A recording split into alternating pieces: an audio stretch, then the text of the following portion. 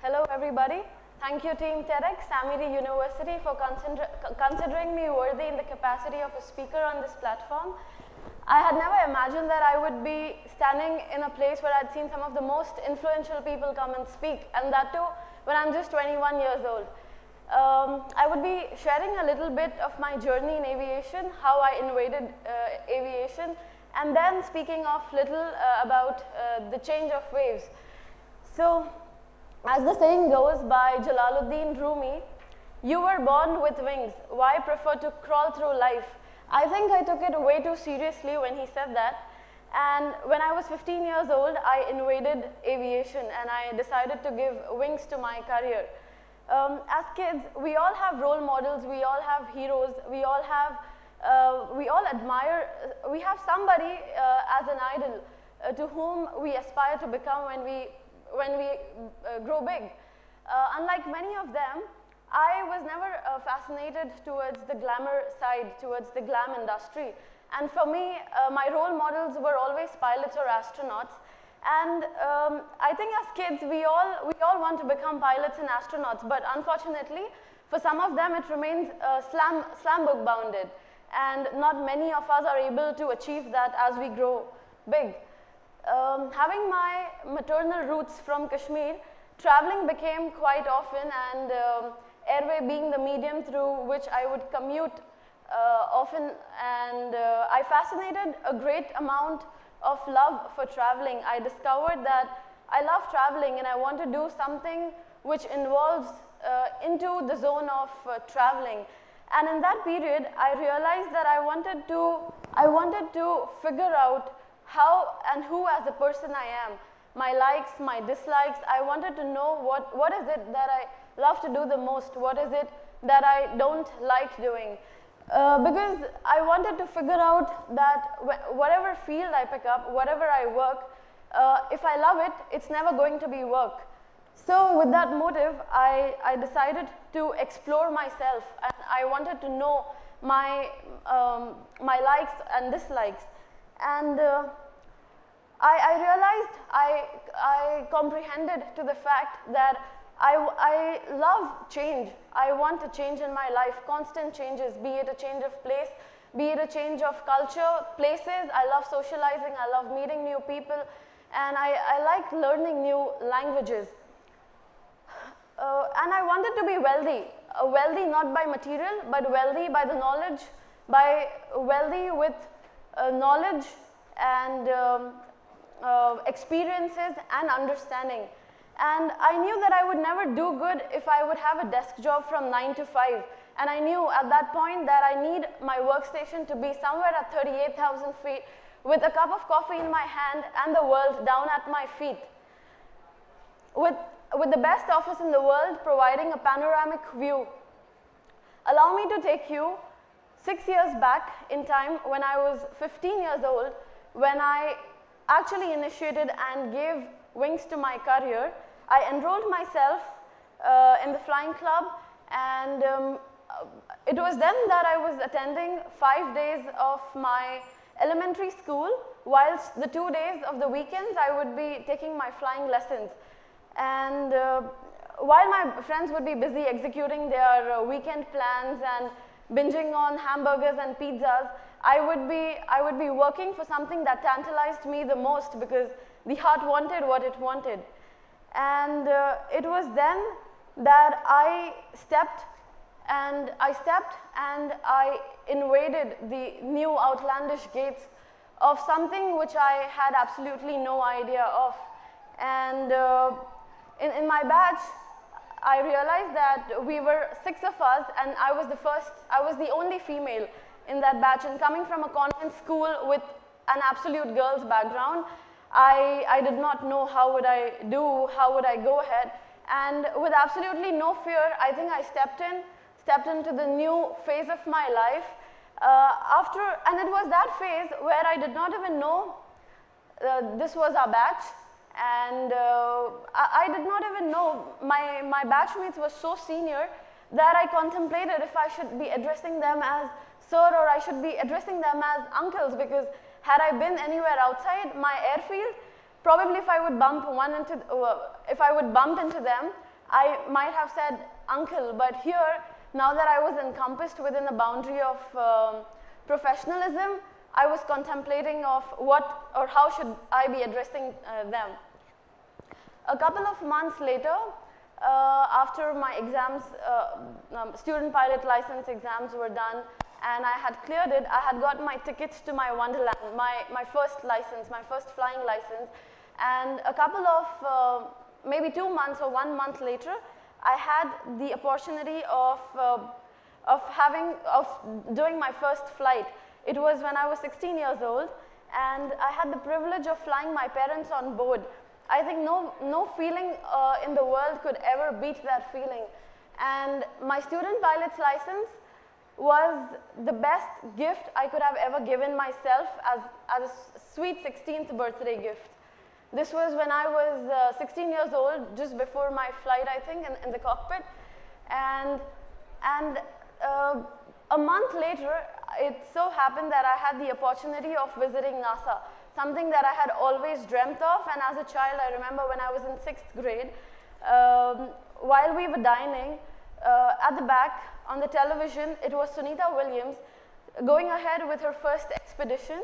And I remember the space shuttle was about to blast off in a couple of seconds. 3, 2, 1, it said.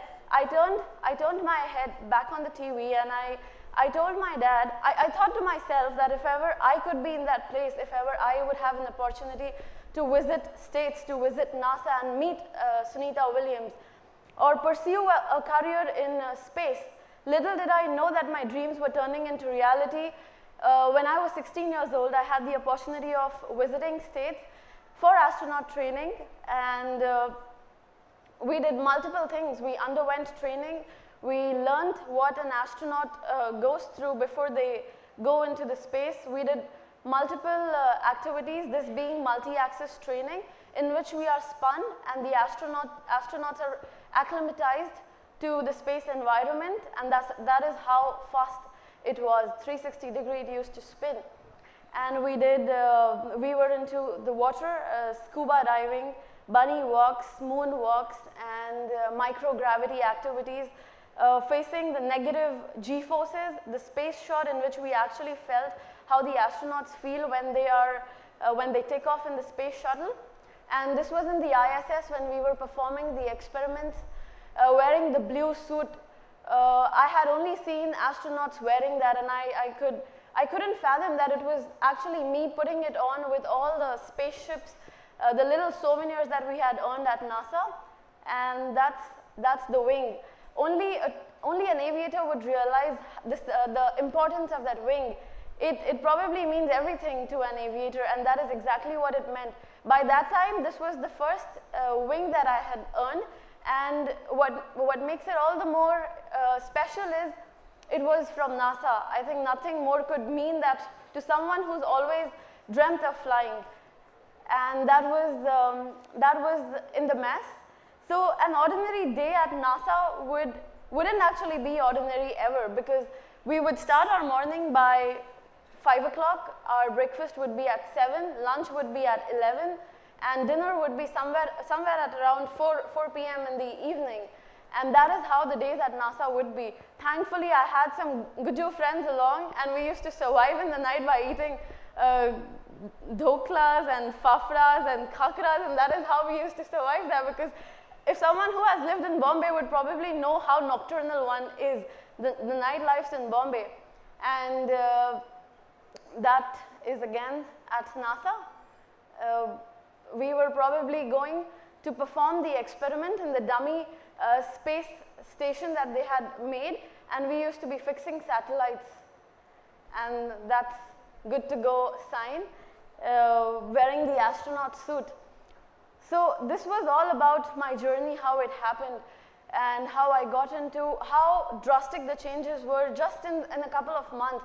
I think all that was needed for me was to become 16, and then things just kept happening in a row. Through these doors enter America's future astronauts, scientists, and engineers. I think this remains my most favorite picture even till now. And that was when a single bar when I had started into aviation. And there's a saying by Paul Coelho, and it goes, if there's something that you desire in the world, the universe conspires, help you get it. I think it started becoming so relatable because everything that I had dreamt of, I kept achieving it one by one, touch wood. And after this is IWPA, Indian Women Pilots Association, being the youngest member to it. And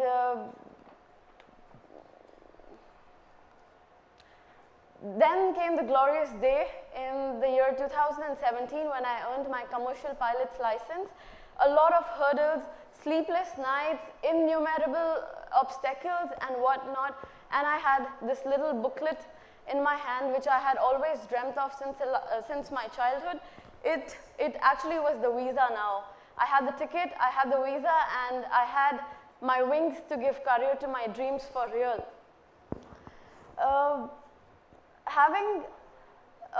The journey wasn't really easy for me, had to face a lot of obstacles, a lot of barriers, cross them. While giving exams, I realized how difficult it was to become a pilot. Initially, we have around 6 subjects when we think of becoming a pilot, and in school, we would have somewhere around 8 to 9 subjects on average, total. And when I invaded aviation, when I was in the phase of giving my exams after my 12th standard, I thought I'm going to nail every paper in a shot, and I'm going to crack it because I had 8 subjects in school. If I could clear them, then 6 are nothing. But only to realize that how tough it was, and every paper so different than the other one, absolutely no idea of what it is like. And there were days when I lost hope. I thought I'm not going to reach that far where I've always dreamt to be, and I thought that I would give up. But somewhere deep down, I knew with all this patience, with all this efforts, time, there awaits a reward which is going to be so fruitful that once I have it, I'm going to know maybe the journey won't even be as difficult as it seemed. This picture was somewhere taken in 1960s. It's Mrs. Rabia Fateh Ali. She was one of the youngest pilots in India to own a private pilot license with the license number being 13. And she flew in 1960s where definitely it wasn't, even now when people are so skeptical of taking aviation as a career because they think of all the possibilities, the risk factors, and of course that women wouldn't do so well in the society. So needless to say that the amount of struggle she must have faced in that time when she got into aviation in 1960s, when shirts and trousers weren't even introduced as uniforms.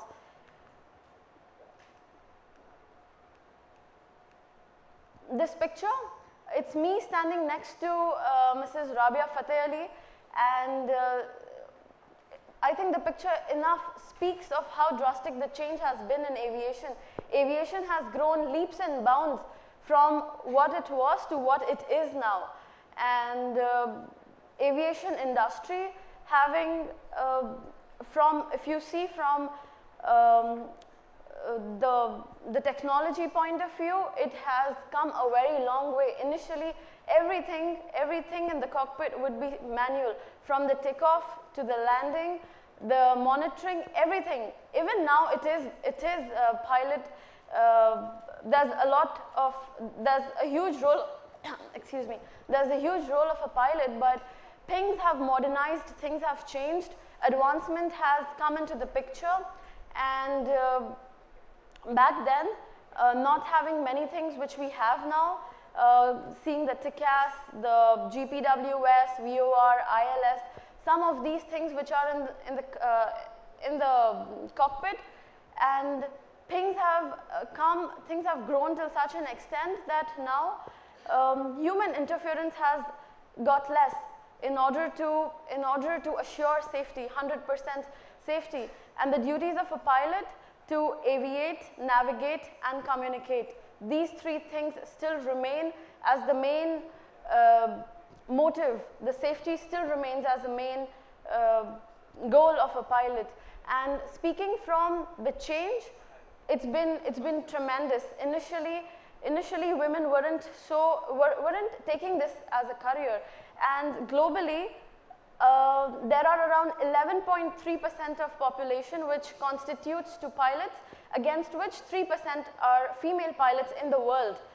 And in India, luckily, we have a very good ratio of women invading the field of aviation. People are getting over the myth that only males can do it. There are so many females taking up that it just feels so proud to be a part of that field, which is male dominated, but there are n number of females invading it with a vision to make it a field with balanced ratio between both males and females. And that's my dad, the real life commander. I think without him, I wouldn't have come this long. I wouldn't have come to where I am right now. When the society said no, it was him who said yes, and he let me give wings to my dreams. He let me persuade what I wanted, and yeah, and my journey wasn't really a journey of bed of roses, but a lot of trials, a lot of challenges, ordeals which I had to face. Where I stand today, I think if I wouldn't have faced it, I wouldn't be standing right here in front of you. Had it not been those trials and challenges, I wouldn't be as strong as I am today. We all have failures in our lives, regrets, mistakes, we all are going to have it. But I think what we should be focusing on is what's next in our life, because what is gone, what is done. We can't really do much about it. And even despite that, if you think that you can't really go ahead, you can't really do well, just remember what Henry Ford said. When everything seems to be going against you, remember that an airplane takes off against the wind and not with it. On that note, I would just like to thank you guys for having me here. Thank you, Team TEDx, for considering me worthy. And in the next 4 days, I would be turning a year older, and I think I couldn't have any better gateway to my birthday than being on the podium of TEDx and welcoming my birthday. Thank you so much.